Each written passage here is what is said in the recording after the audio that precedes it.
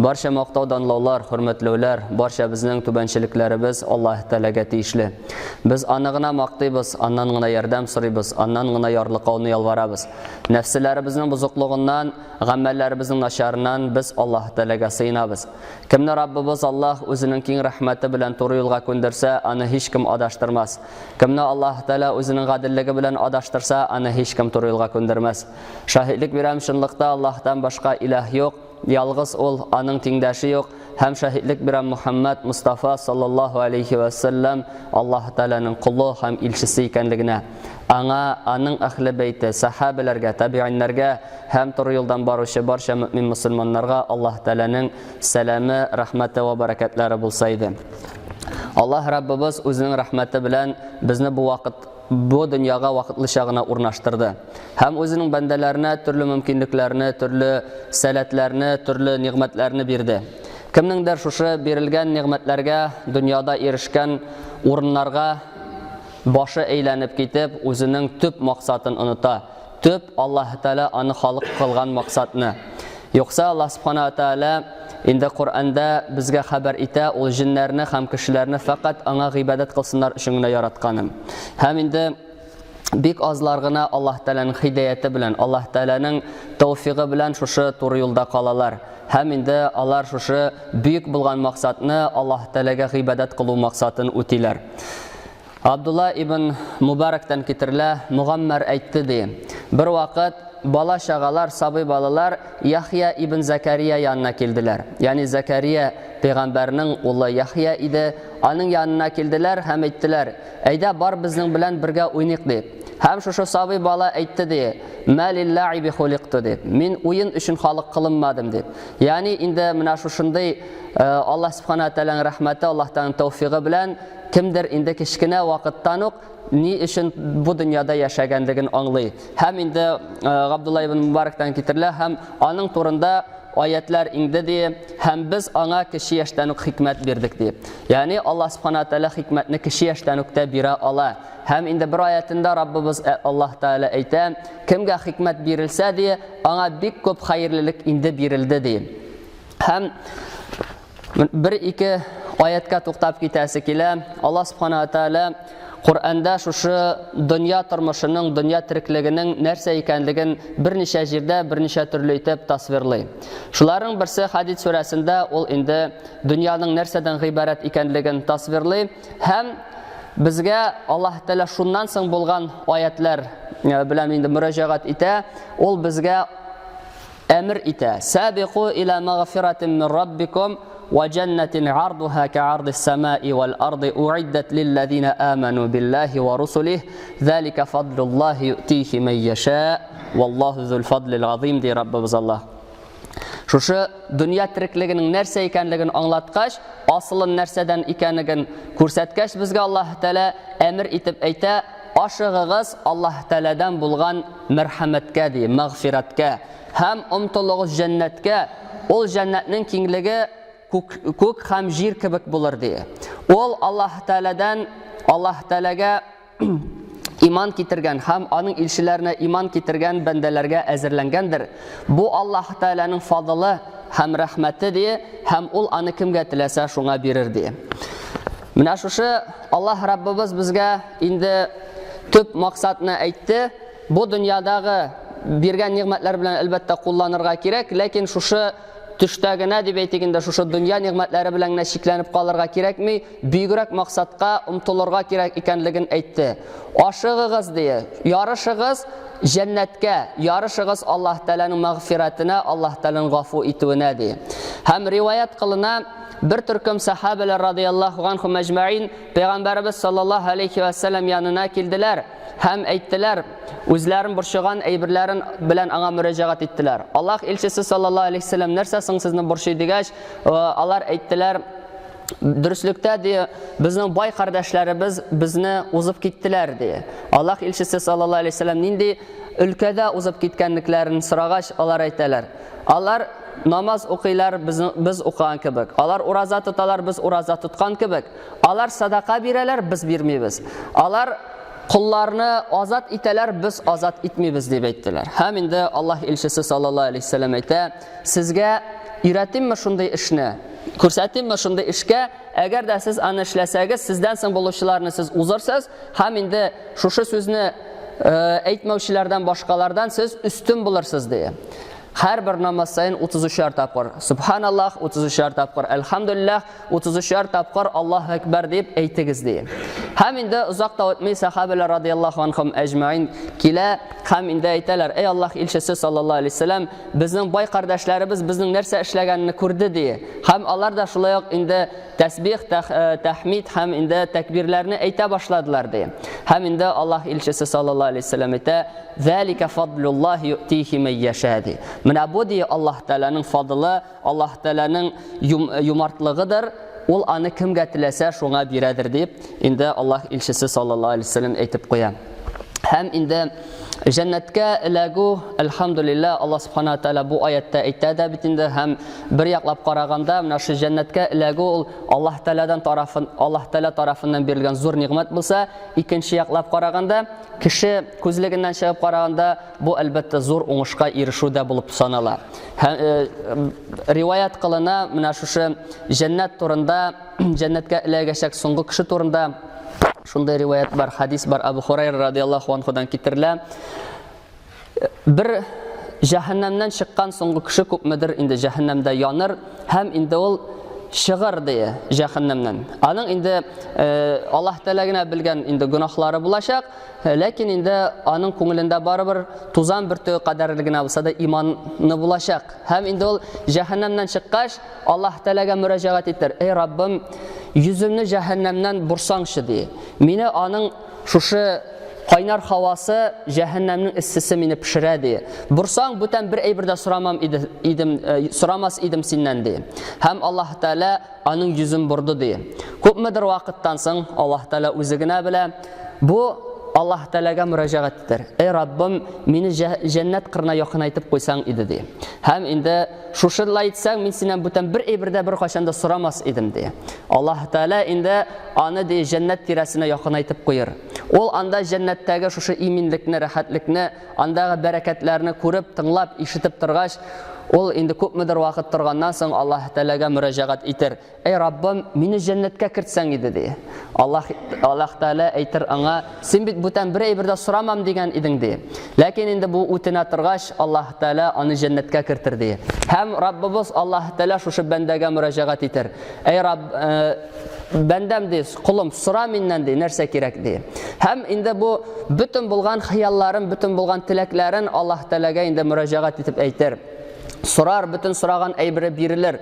Инде теге уныткач, инде бүтән булмагач сорый торган әйберләре Аллаһ Тәала: "Менә шушыны сора, монысын сора" дип өстәп барыр ди. Һәм инде бүтән теләгән әйберләрен алып бетергәч, Аллаһ Тәала әйтер: "Шушы һәм шушының хәтле тагын" ди. Ягъни Аллаһ Тәала 2 тапкыр арттырып бирер ди. Һәм менә шушы җәннәт, әлбәттә, җәннәттә бүтән бәндә өчендә, бүтән дөньяда булып киткән изге бәндәләр өчендә урын җитә. Һәм әлбәттә менә шушы кыямәт көне куркынычларын күреп, шушы җәннәткә кергән кеше өчен әлбәттә бу зур уңышка ирешү булачак. Һәм инде Аллаһ Раббыбыз әйтә, шушыннан соң җәннәткә умтылырга әмер биргәннән соң Раббыбыз безгә әйтә бу дөньяда килә торган сынаулар турында: "Ма асаба мин мусибатин фил арди ва ла фи анфусикум илля фи китабин мин қабли ан набрааха. Инна залика алаллахи ясир." Җирдә ва үзегезгә бәла каза ирешмәде. Мәгәр ирешә икән, ул лаухул махфузда язылгандыр. Ул бәла казаны яратуыбыздан элек тәхқиқ бу эш Аллаһка бик җиңелдер ди.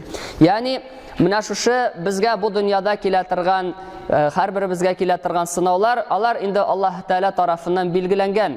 Аллаһ Тәаләнең шушы бүтән әйберләрне белеп торуы әлбәттә җиңелдер дип Раббыбыз Аллаһ Тәала безгә әйтә. Абдулла ибн Гамр ибн ал-Гас радиллаһу анһумадан китерелә, ул әйтте: "Мин Аллаһ илчесе саллаллаһу алейхи ва салламның булай дигән ишеттем: Аллаһ Тәала тәкъдирләрне, күкләрне һәм җирне халык кылганчы 50 000 ел алдан билгеләде" ди. Шушы бүтән буласы, булган, булмый калган әйберләр, ул гына түгел, булган булса ничек булыр иде дигән белем Әлбәттә, шушылар турында белеп тору Аллаһ Тәаләгә бик җиңелдер. Һәм Раббыбыз Аллаһ Тәалә шушының белән үзенең көч-кодрәтен ассызыклый. Никадәр көчкә, кодрәткә, гыйлемгә ия икәнлеген Аллаһ Раббыбыз безгә аңлатып бирә.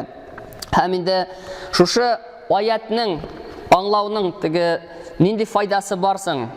Бу аяттагы мәгънәләрне аңлау безгә нәрсә бирәсең дигән сорауга Аллаһ Тәалә аннан соң җавабын әйтә. لكي لا تأسوا على ما فاتكم ولا تفرحوا بما أتاكم والله لا يحب كل مختال فخور ди. Аллаһ Тәалә безгә шушы бөтен булган һәм булачак әйберләрнең Аллаһ Тәалә тарафыннан билгеләнгән икәнлеген әйтте һәм шушыны безгә белүнең максатын Раббыбыз Аллаһ Тәалә аңлата. Аллаһның буларны Лаухул Махфузда язып куюы һәм язылганнарыннан хәбәр бирүе сезнең үткән нәрсәләр өчен кайгырмавыгыз өчендер. Һәм Аллаһ Тәалә биргән дөнья ниғмәтләре белән мактанмавыгыз өчендер. Ягъни һәр эш Аллаһ Тәалә тәкъдире белән була. Тәкәбберләнеп Аллаһ Тәаләгә итагать итүдән баш тартучы һәм дөнья малы белән мактанучыны Аллаһ Тәалә сөймәс ди. Раббыбыз безгә әйтә, безгә килгән ниғмәтләргә артык сөйнеп тә бетергә ярамый, килгән шушы кайгы хәсрәтләргә артык көйнеп тә бетергә ярамый. Чөнки моның һәрберсе Аллаһ Тәалә тарафыннан сиңа бирелгән бер сынау булып тора. Икенче бер хадистә Пәйгамбәрбез саллаллаһу алейһи ва саллям әйтә: "Вa'lam ma axta'aka lam yakun liyusibaka" ди. Белди, сиңа ирешкән әйбер ул сине берничек тә читләп үтеп китергә тиеш түгел иде ди. Менә шу Габдулла ибн Габбас радиллаһу анһумага ул шушы иң төп иман баганаларын аңлатканда Расулуллаһ саллаллаһу алейһи ва саллям әйтә: теге белеп торырга куша, сине үтеп киткән әйбер, шушы тәкъдиргә ышану, шушы сахабалар шулай итеп күзаллый торган булганнар.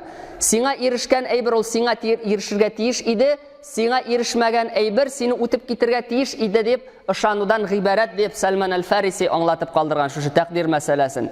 Һәм Аллаһ Тәалә әйтә: артык сөенмәвегез өчен ди. Аллаһ Тәаләдән килгән ниғмәтләргә һәм артык көенмәвегез, борчылмавыгыз өчен ди килгән сынауларга ди.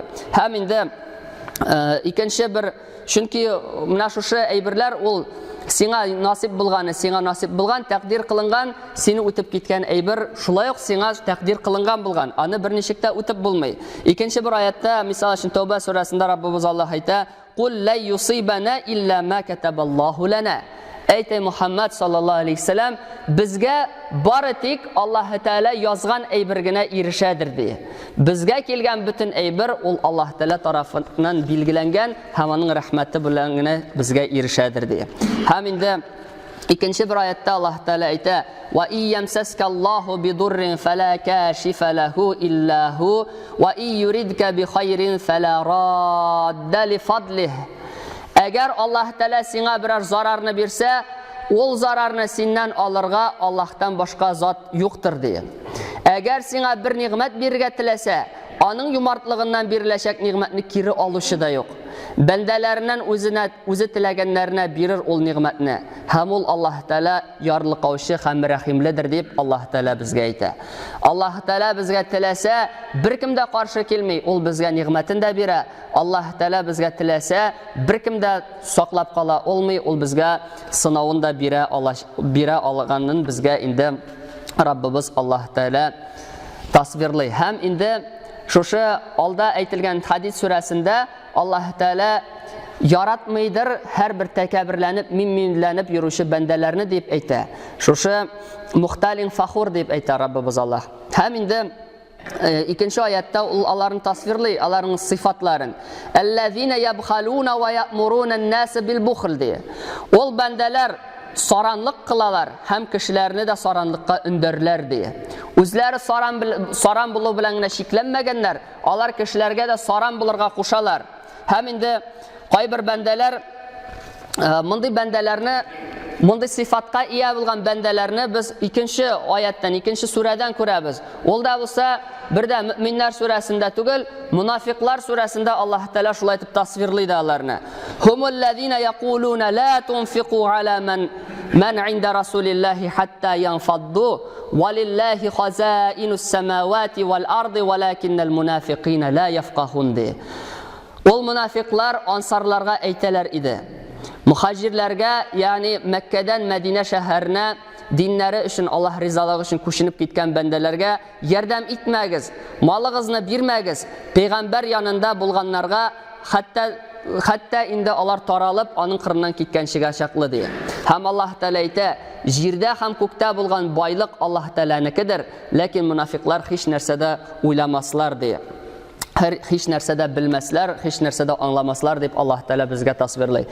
Yəni indi mənə şu ayətdə kişilər özləri saran bulub kişilərə saranlıqni əmr etüşlər, ikinci ayətdə onların indi kubrak kimlərə to'g'ri kelganini anglaymiz. Shu sifatning o'zlari saran ham kishilarga saranlikni buyuralar. Ular shu oyatda aytilgan 200'lülər. Ham endi 200'lülərə narsa azirlanganin, qayda ilagashagin, nindi darajalarda bo'lganin, nindi tubanliklarda bo'lganin biz endi yaxshi bilamiz. Alloh taolo aytdi, durustlikda ular eng ostagi daraja deb atalmaydi, darakat deb. Shu tubanlik bo'yicha eng ostagi o'rinda munofiqlar deb Alloh taolo bizga tasvirlab aytdi. Ham endi demak bizga mana shu jannatga ilagir uchun Alloh taolo aytdi, endi Allah Teala'ga hamaning ilchilarini iymon keltirga, ham endi bunda albatta har bir ilchi olib kelgan aybirlarga ishonu, shuluq Rasululloh sallallohu alayhi vasallamning risolasini ishonu, biz o'z ishini ol shu qiyomat kuni ishonda kirta, Qur'onga ishonda kirta, ya'ni iymon bag'analarini o'z ishini ola. Ham endi izgi amal qiluvni ayta, shu taqdirga ishonuni Alloh Rabbimiz ayta. Ham endi kirisincha mana shunday soranlikdan kishilarga nasharlikni amr etuvdan yiroq bo'lirga tiyishligini Rabbimiz Alloh taolo tasvirlaydi. Ham endi eng so'nggi mana shu qissadan deb aytganda Allohning amrlaridan oyatga to'xtalib ketamiz. Va may yatawalla fa innalloha huval g'aniyul hamid. Kim shu aybirlarni ishlamay, kim Alloh taolaga ishonmay, hamaning ilchilarına ishonmay, izgiliklar qilmay, namozini o'qimay, ro'zasini tutmay, durustlikda kimda kim burilsa de, durustlikda Alloh taolo g'ani, ul boydir, ul bir narsaga muhtoj tugul. Ham Alloh taolo hamid, ul maqtovga loyiqli birdan bir zotdir Alloh Rabbimiz. Ya'ni bizning Alloh taolo bizga ko'rsata, bizning o'zimizning amallarimiz, ishlagan izgiliklarimiz, ham nasharliklarimiz, gunohlarimiz ul bizga yoki foyda yoki ziyon beradi. Alloh taolo bir narsaga, Alloh taolaga bir narsada foyda da bermay, Alloh taolaga bir narsada ziyon da keltira olmay, chunki ul bu aybirlardan ustun, Alloh taolo komil zot bo'lib turadi. Endi Alloh Rabbimiz har barchalarimizga da niqli iymon, tavfiq, hidoyat, istiqomatlar nasib eylesin. Alloh taolo bizga bergan shu nasihatlar bilan endi va'zlanib Allohdan rahmatine erishishlarimizni Rabbimiz Alloh har barchalarimizga nasib etsin. Ham har barchalarimizga da shu jannatga umtiluni Alloh taolo nasib etsin, umtilurga nasib etsin. Ham endi ol rozi bo'ladigan amallar bilan umtilib, uning jannatlarına har barchalarimizga da kirishga nasib etsin. Ham endi oxir o'rnlarimizni eng yuqori jannatlarda belgilab Rabbimiz ham endi eng zo'r ne'mat, ani ko'r ne'matini har barchalarimizga erishirga nasib etsaydi. Va aqulu qawli hada va astaghfirulloh li va lakum va li sayri jamaatil muslimin innahu huval ghafurur rahim al jawadul karim sami'ud du'a.